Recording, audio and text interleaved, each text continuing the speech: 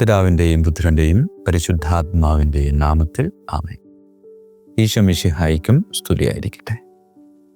ഇന്ന് ജപ്പാനിലെ അക്കിത്ത എന്ന് പറയുന്ന സ്ഥലത്ത് പ്രത്യക്ഷപ്പെട്ട ഒരമ്മയെ പറ്റിയാണ് നാം ചിന്തിക്കുന്നത്. രണ്ടാം ലോക മഹായുദ്ധത്തിന് ശേഷം അസ്വസ്ഥതയും സമാധാനമില്ലായ്മയും ഒക്കെ നിറഞ്ഞിരുന്ന ഒരു കാലഘട്ടത്തിൽ പരിശുദ്ധ അമ്മ പ്രത്യക്ഷപ്പെടുക.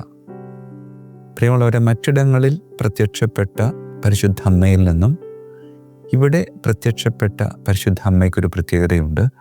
ഇത് ഏതാണ്ടൊരു 3 അടി വലുപ്പമുള്ള മരത്തിൽ കൊത്തി നിർമ്മിച്ച് സ്ഥാപിച്ചിരുന്ന ഒരു ദേവാലയത്തിൽ സ്ഥാപിച്ചിരുന്ന തിരുസ്വരൂപത്തിൽ പ്രത്യേകമായ രീതിയിലാണ് അമ്മ പ്രത്യക്ഷപ്പെട്ടതെന്നാണ് പറയുന്നത്.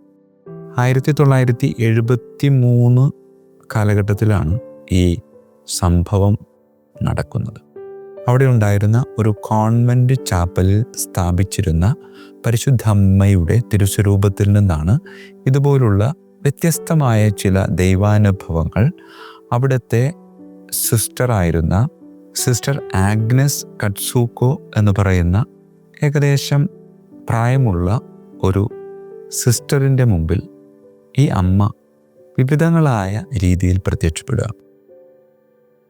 ഈ സിസ്റ്ററിനൊരു പ്രത്യേകതയുണ്ട്. ചെവി കേൾക്കാൻ പാടില്ല എന്ന് മാത്രമല്ല, ഒരുപാട് അസുഖങ്ങളൊക്കെ ഉണ്ടായിരുന്നു. അതുകൊണ്ട് തന്നെ ആ കോൺവെൻറ്റിൽ മറ്റ് സിസ്റ്റേഴ്സിൽ നിന്നൊക്കെ കുറച്ച് മാറി, എന്നെ കൊണ്ട് ഒന്നിനും ആവത്തില്ല, മറ്റ് സിസ്റ്റേഴ്സും ആ സിസ്റ്ററിനെ കൊണ്ട് ഇനിയൊന്നും ചെയ്യാനായിട്ട് സാധിക്കത്തില്ല എന്ന് പറഞ്ഞുകൊണ്ട് പതുക്കെ എല്ലാത്തിൽ നിന്നൊക്കെ മാറ്റി നിർത്തിയിരുന്ന ഒരവസരത്തിലാണ് പരിശുദ്ധ അമ്മ ഈ സിസ്റ്ററിൻ്റെ മുമ്പിൽ പ്രത്യക്ഷപ്പെടുന്നത്. ഈ സിസ്റ്ററിൻ്റെ മുമ്പിൽ അമ്മ പ്രത്യക്ഷപ്പെട്ടതിലൂടെ സിസ്റ്ററിൻ്റെ കേൾവി ശക്തി തിരികെ ലഭിക്കുക.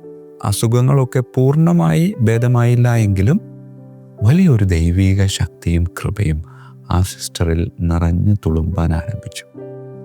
ഈ ഒരു സിസ്റ്ററിനെ തെരഞ്ഞെടുത്തതിലൂടെ അമ്മ നമുക്ക് നൽകുന്ന വലിയൊരു സന്ദേശമുണ്ട്.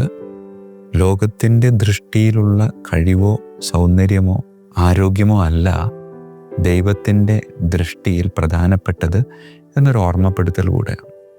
പ്രിയമുള്ളവരെ, ഈ പരിശുദ്ധ അമ്മ ഈ തിരുസ്വരൂപത്തിൽ നിന്ന് കണ്ണുനീരൊഴുക്കുന്നുണ്ട്, രക്തമൊഴുക്കുന്നുണ്ട്, വിയർപ്പൊഴുക്കുന്നുണ്ട്. 101 തവണയാണ് ഈ അത്ഭുത തിരുസ്വരൂപത്തിൽ നിന്ന് കണ്ണുനീര് താഴേക്ക് വീഴുന്നത്. ഈ അത്ഭുത തിരുസ്വരൂപത്തിൽ നിന്ന് കണ്ണുനീർ താഴേക്ക് നിലം പതിച്ചത്. ഈ നിലത്ത് വീണ കണ്ണുനീര് അത് കണ്ണുനീര് തന്നെയാണോ എന്ന് സംശയം തോന്നിയപ്പോൾ അത് പരിശോധനയ്ക്ക് അയക്കുന്നുണ്ട്. ഒരു മനുഷ്യൻ്റെ കണ്ണുനീര് തന്നെയാണ് എന്ന് ശാസ്ത്രലോകം വിധി എഴുതുന്നുമുണ്ട്.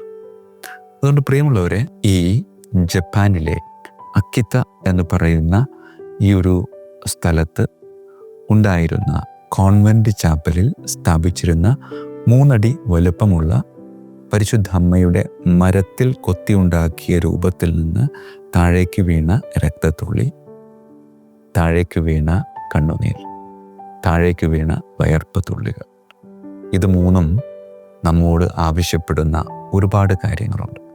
ഈ അമ്മ ഒരുപാട് സന്ദേശങ്ങൾ ഈ കന്യാസ്ത്രീക്ക് കൈമാറ്റം ചെയ്യുന്നുണ്ട് എങ്കിലും എല്ലാ സന്ദേശങ്ങളും ഏതാണ്ട് മറ്റു പ്രത്യക്ഷപ്പെടലുകളിലൂടെ ലോകത്തിൻ്റെ വിവിധ ഭാഗങ്ങളിൽ കൊടുത്തിട്ടുള്ളതാണ് എങ്കിലും വ്യതിരിക്തമായ ഒരു സന്ദേശം ഈ അക്കിത്ത മാതാവ് ഈ വിശുദ്ധയായി ജീവിച്ചിരുന്ന കന്യാസ്ത്രീക്ക് നൽകിയിരുന്നു. അത് വേറൊന്നുമല്ല, സഭയിൽ ഭിന്നിപ്പിന് സാധ്യതയുണ്ട് എന്നാണ് പറയുന്നത്.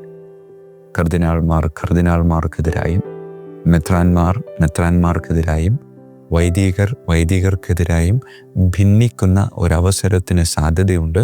അതുകൊണ്ട് സഭയുടെ ഐക്യത്തിനു വേണ്ടിയും സഭയുടെ ഒരുമയ്ക്ക് വേണ്ടിയും പ്രാർത്ഥിക്കണമെന്ന്.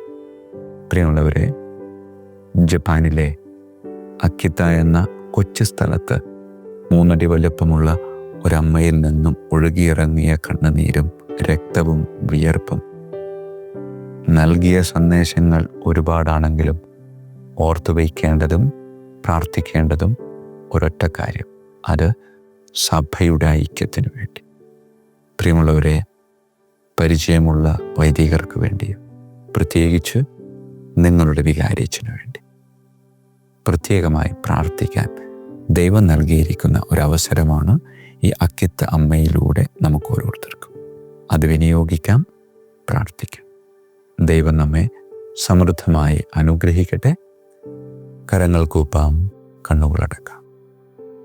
കാരുണ്യവാനായ കർത്താവേ, സഭയുടെ കാണപ്പെട്ട തലവനായ ലയോ 14 പാപ്പായെയും കർദിനാൾമാരെയും മെത്രാന്മാരെയും പ്രത്യേകിച്ച് എൻ്റെ രൂപതയിലെ അഭിവന്യ പിതാവിനെയും എൻ്റെ വികാരിയച്ഛനെയും പരിശുദ്ധ അമ്മയുടെ പ്രത്യേകമായ മധ്യസ്ഥതയാൽ അനുഗ്രഹിച്ച് വിശുദ്ധീകരിക്കണമേ.